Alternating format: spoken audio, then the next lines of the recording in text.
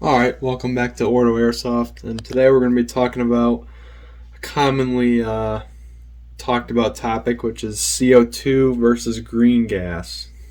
So we're just talking about the pros and cons to each, like cost, power, and reliability and stuff like that. So let's get into it. So we currently don't own any green gas guns, but we do own this tornado grenade here, which is green gas powered. We do have experience with green gas in the past, though. We have a bunch of friends that have green gas pistols and stuff like that, so we know how green gas works, obviously.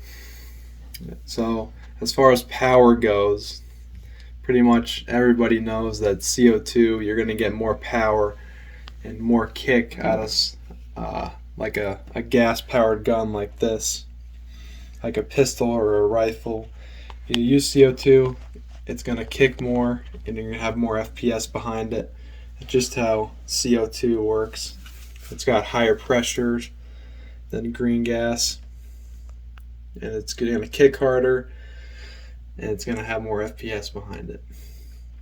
So one drawback of CO2 is that you can't leave your CO2 inside your magazine because the pressure's significantly higher in the CO2 than, say, green gas.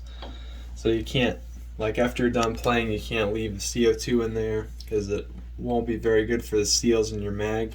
Whereas green gas, you can leave your green gas in your mag until the next time you play, and actually you should leave some. It doesn't have to be full, but it's good for the O-rings to have lubrication on them like that. And so that way, I'd say green gas is the more cost-effective option because you don't have to waste gas by just shooting it at the end of the day to empty it out. And you can just leave it in your mag until the next time you play, and you don't have to, say you have like 3 pistol mags and you don't want to just waste 3 CO2s like that. It's just more of a budget option. But one pretty big drawback you have with gas guns in general, both CO2 and green gas, is low temperatures as far as like playing in the fall or winter or early spring. You're going to have issues, especially more so with green gas. It does not want to cycle. It's not going to have as high of a pressure when it's cold out. And you'll have the same issues with CO2 as well. You're not going to get as good gas efficiency, but CO2 is definitely not as bad as green gas in the winter. Another difference is, say you put a CO2 in here, you can get at least probably 3 mags out of that CO2.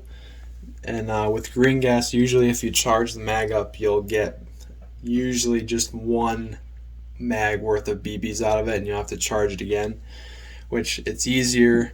Say you're going to be out for a longer game or a milsim game, it's easier to carry around a couple of these 12 gram CO2s to just pop them in your mag, charge up more mags real quick than trying to carry around like something like this. You'll probably have to carry it in a backpack, and it'll just be more of a pain, and you're going to have to be doing it more often because you can only get 1 mag out of a green gas.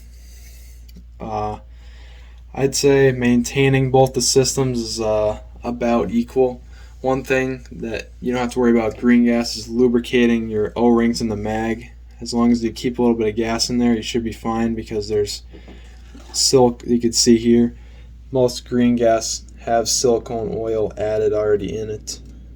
Whereas CO2, unless you get, say, airsoft specific CO2, it's not going to have lubrication in it.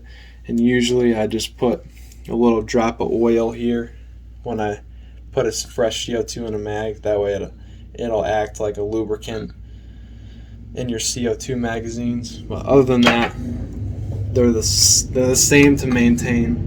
And like, say you have a platform like this, usually the internals are the same, so I could get a green gas mag for this gun and it would work the same. You can use, like, say, a CO2 mag or a green gas mag in the same platform usually, and there's really not that much of a difference. But you put a CO2 mag in here, you're definitely gonna notice if you chrono it, it'll have higher, less drop off too. Like say you're halfway down through the mag, there's gonna be less drop off with CO2 as far as power, and definitely you're gonna get more mags out of a CO2 than a green gas, and you're gonna have better kick and really a better performance. If performance is all you're looking for, then I would definitely go with CO2. Green gas is probably the more budget option, and I'd say green gas pistols are a little bit more common than CO2, but I'm a fan of the CO2 just because it has more kick in it, and the FPS is higher, and I don't have to worry about carrying around a green gas bottle, and I can perform in a little bit colder temperatures better than green gas will. So let me know what you guys run in the comments, whether you guys are a fan of CO2 or green gas, or any of you propane guys out there. You can let us know in the comments what you think about that, because you can save some money doing that as well, but that's a separate topic. Other than that, we'll see you guys in the next video.